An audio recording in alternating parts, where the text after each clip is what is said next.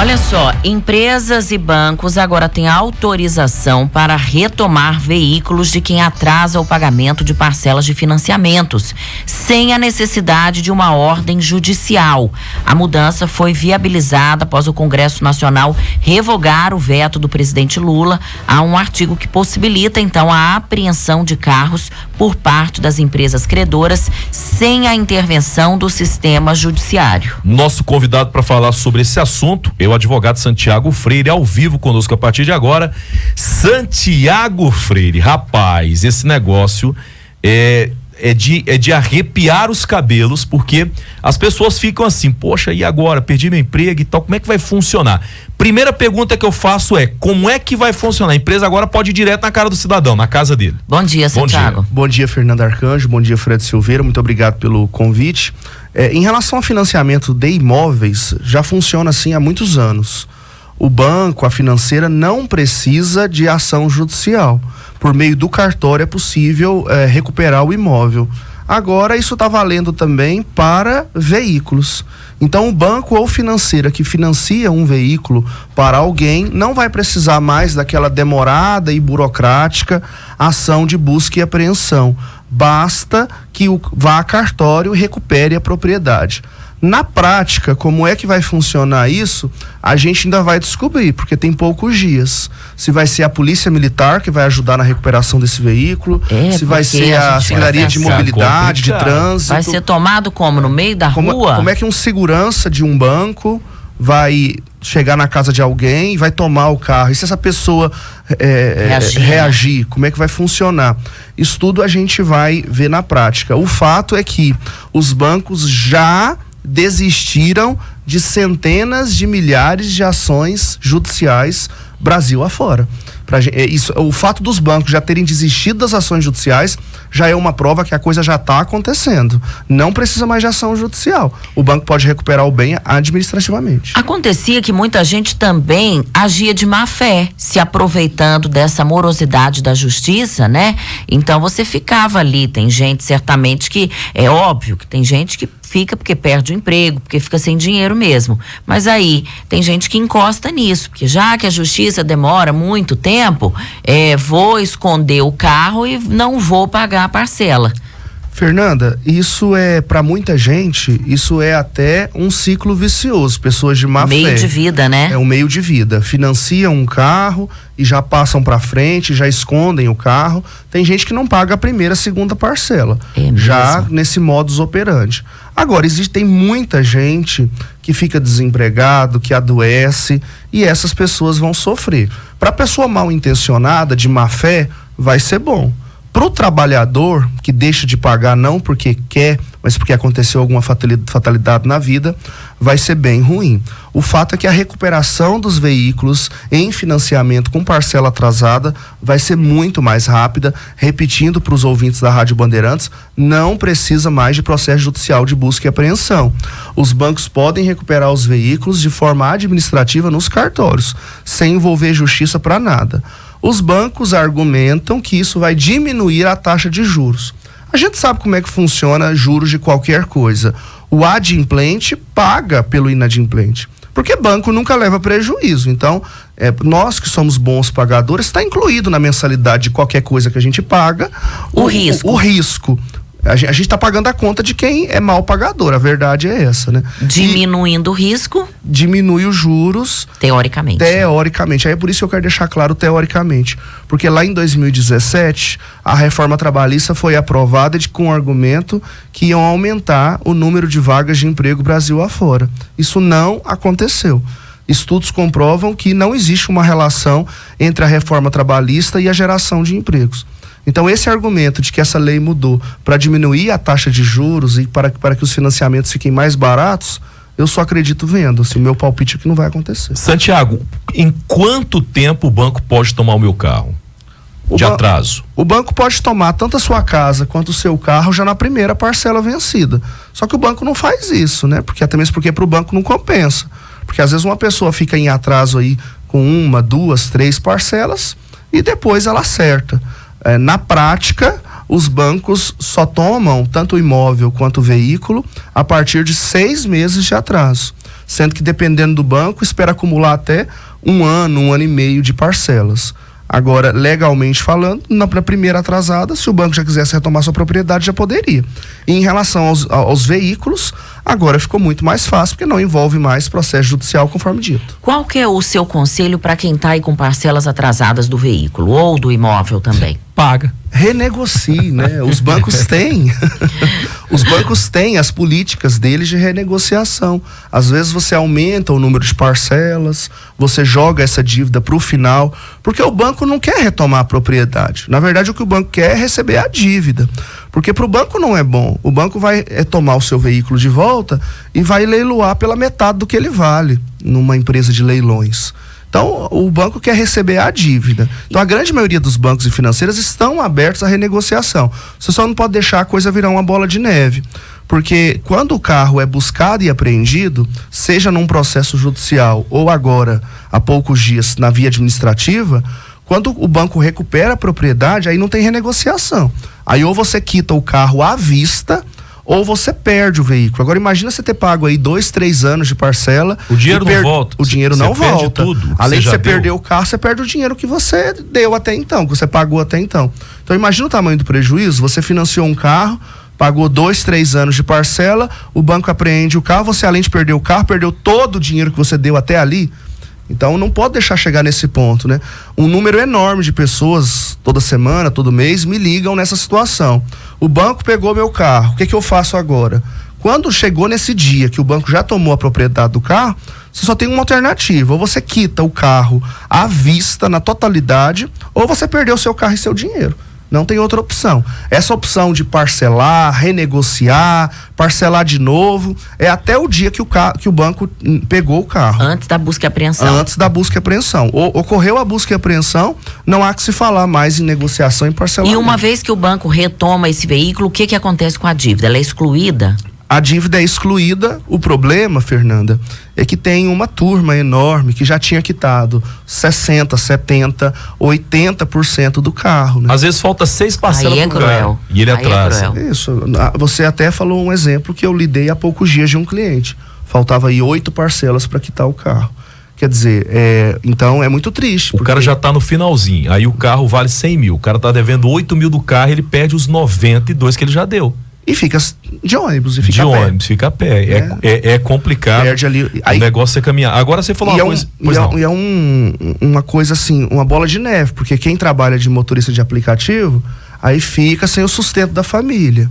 Quer dizer, então o ideal é buscar o banco para uma renegociação. Mas ainda não se sabe como isso deve acontecer, né, Santiago? Porque assim, a dúvida é como é que isso deve acontecer, né? Como é que o banco vai... Porque assim, vai ser um negócio em bira. O banco chegar e dizer, cadê o carro? Não, tá aqui, como é que... Ninguém vai entrar.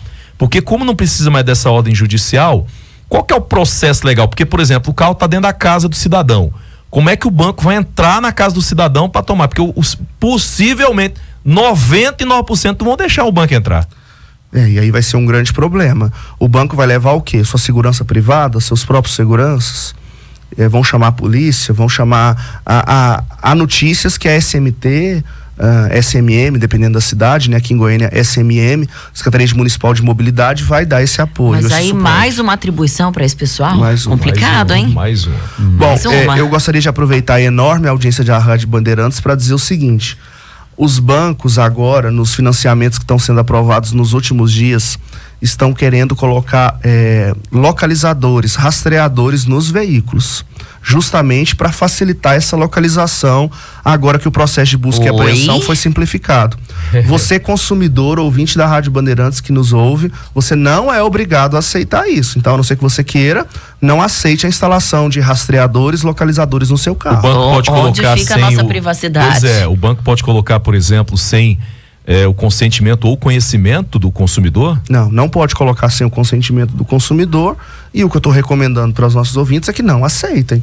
Até mesmo porque você vai ter uma pessoa monitorando, uma pessoa que você não conhece, um funcionário do banco, etc., monitorando a sua vida. Mas sabe qual que é o problema, Fernanda? É porque o banco tem um jeitinho dele de convencer o cara na hora é aquela coisa do pacote, é aquela coisa do seguro, que ele vai falar o quê pra você? A parcela fica mais barata se tiver o rastreador. Fica mais barato se tiver o rastreador. Olha, o rastreador é pra sua segurança, nós vamos colocar aqui porque o banco vai te ajudar. Se furtar o veículo, a gente sabe onde tá.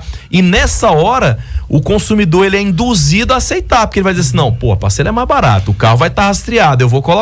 Mas na verdade, é o interesse só do banco. É para localizar o veículo com mais facilidade em caso de busca e apreensão. Exatamente.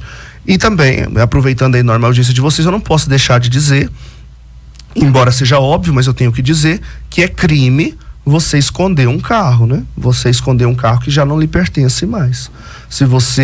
Porque infelizmente muita gente faz isso, né? Esconde o veículo, não é adequado, não é uma todo mundo que está aí atrás esconde praticamente, né? Eu conheço muitos. Comum. Agora me diz uma coisa, se esse bem que foi meu carro, foi apreendido, foi a leilão, eu sou o antigo proprietário, eu tenho preferência?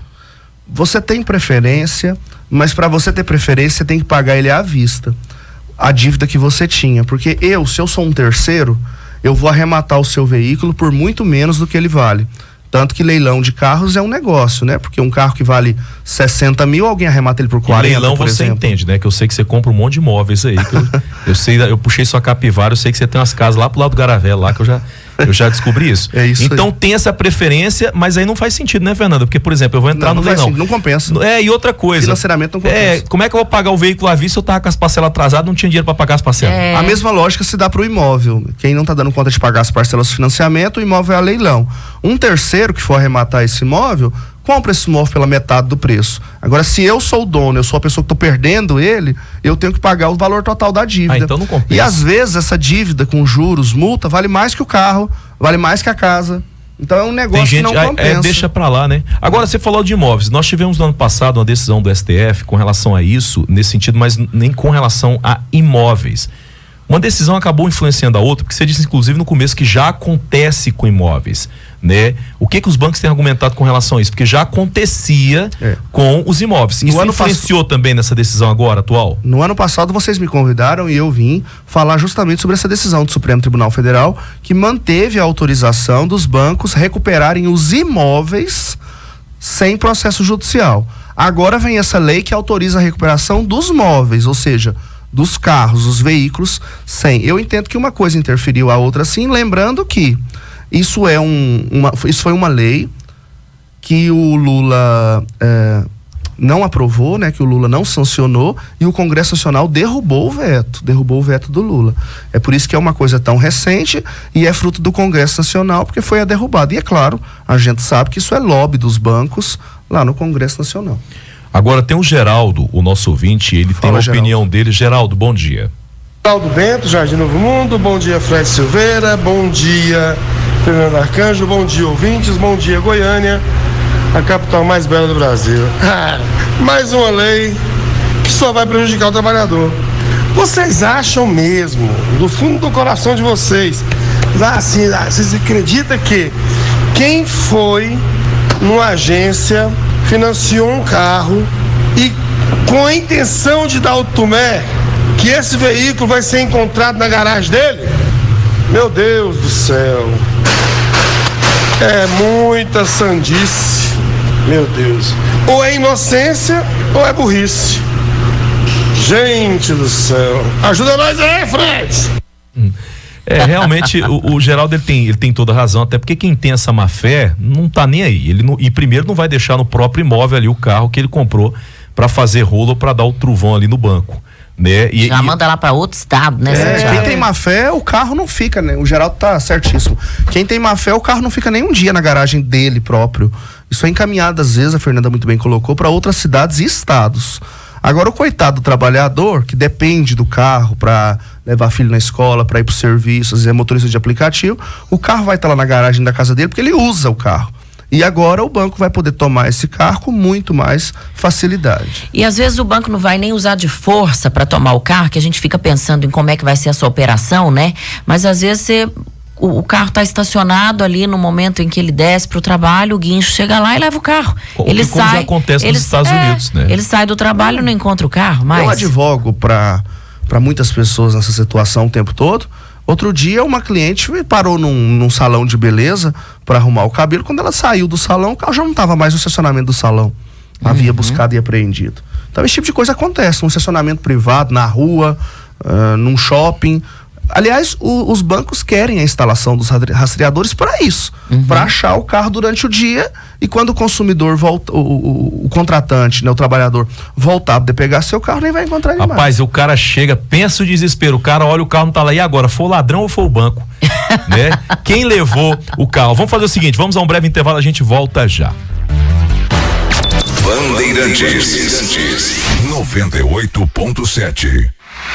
Rádio Bandeirantes. Momento Agro, com Fabiane Fagundes. Olá para você, ouvinte da Rádio Bandeirantes. E olha, chuva forte e volumosa é um resultado da zona de convergência do Atlântico Sul, que tem atingido o Rio Grande do Sul e vai ter atuação novamente mais ao norte de sua posição climatológica, influenciando assim estados da costa norte brasileira nesta semana. Com a atuação então mais ao norte, as áreas do sudeste do Amazonas, o sul do Pará, norte do Mato Grosso e Tocantins, assim como áreas do norte aqui do estado de Goiás, sul e oeste da Bahia, norte de Minas Gerais e do Espírito Santo, voltam a receber chuvas persistentes a partir de quarta-feira, dia 24, e seguirão com um potencial de muita chuva pelo menos até segunda-feira, dia 29, mas com a tendência de desconfiguração dessa zona de convergência, redução de chuva a partir de domingo, dia 28. Para mais notícias sobre o clima, acesse a plataforma Instagram safras.news e acompanhe a gente. Um grande abraço. Oferecimento Sicredi. Conte com quem apoia o agronegócio há mais de 120 anos. A qualquer momento, de volta na sua programação. É seu direito. Um programa OAB Goiás, impulsionando a advocacia, defendendo a cidadania. Rádio Bandeirantes no Instagram. Rádio Bandeirantes Goiânia. O Goianão é a festa do futebol.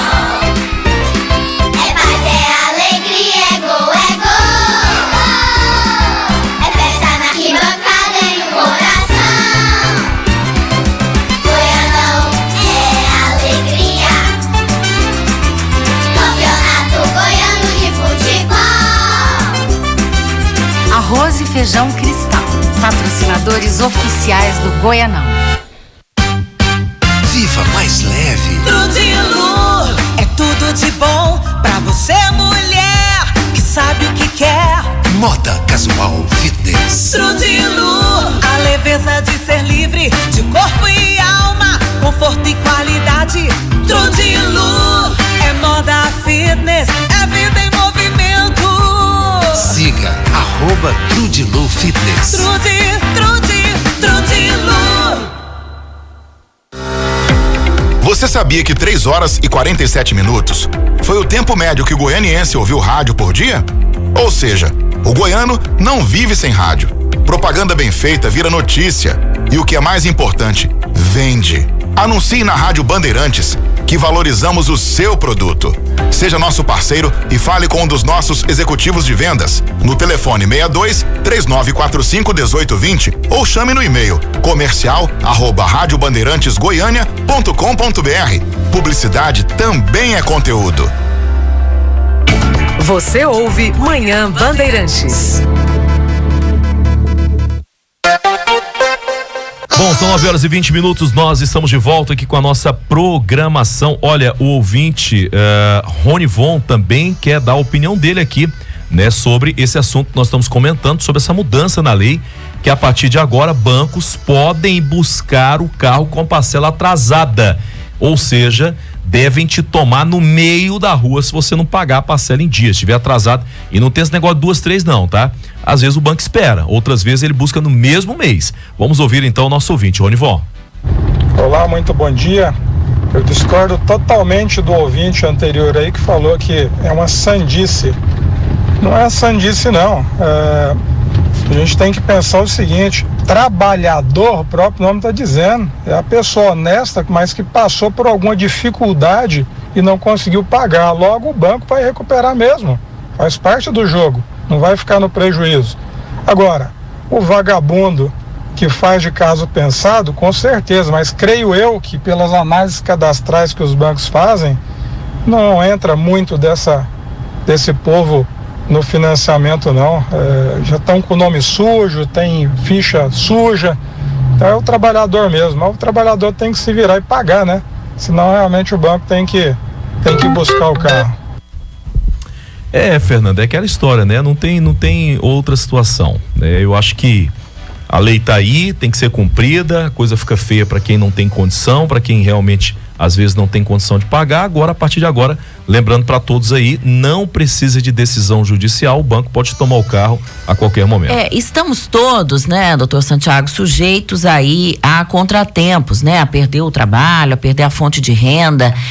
Importante que se tenha honestidade, disposição de ir lá e negociar. E essa situação para o trabalhador, ela também é temporária. O trabalhador se vira, ficou desempregado, daqui a pouco ele está em outro emprego, está sempre correndo, a vida requer da gente esse movimento, né? Fernanda, eu sempre fui uma pessoa muito independente e este final de semana, conforme você pode perceber, eu sofri um acidente doméstico e quebrei meu braço. E como eu sou canhoto, eu quebrei justamente o braço que eu mais uso. Agora eu preciso de uma pessoa para fazer coisas que eu nunca precisei. Dirigir, minha esposa me ajuda a pôr e tirar a roupa. Esse pequeno episódio, que graças a Deus foi só um braço quebrado, em 15 dias eu vou estar bem. Esse pequeno episódio me mostrou que você está numa situação da sua vida, de repente, tudo pode mudar. Aliás, a depender da minha queda, eu poderia nem estar aqui conversando com vocês mais, né? Porque gente já morreu assim. Então a gente tem que ter em mente que coisas podem acontecer na vida da gente. Como é que foi que você caiu? O pessoal em casa ficou curioso agora. Foi uma bobagem. Aniversário da minha esposa, eu fui amarrar uns balões na parede, subi numa cadeira de plástico e ela quebrou. E eu caí em cima do meu braço e ele quebrou.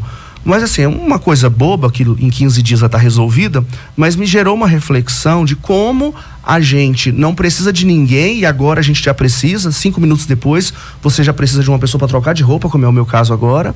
E como a vida pode mudar de repente. Então, certas fatalidades, qualquer um pode ficar desempregado, qualquer um pode adoecer. Isso atinge qualquer um. Isso pode atingir qualquer um, né? Você que está nos ouvindo agora, que tem a vida mais organizada do mundo, até com você pode acontecer. Pode. E a gente tem que ter solidariedade com essas pessoas. E essa lei vai facilitar a vida dos bancos, é uma demanda de muitos anos dos bancos, tanto que eles conseguiram no Congresso Nacional a aprovação dessas leis. A promessa, eu só acredito vendo, mas a promessa é que isso vai baixar a taxa de juros e vai baixar os financiamentos, vai ficar mais barato comprar carro de agora para frente. Eu não acredito, mas é a promessa. E você que está me escutando agora, nos escutando e que está com parcela do veículo atrasada, por favor, procure um banco e tente um parcelamento, tente um refinanciamento.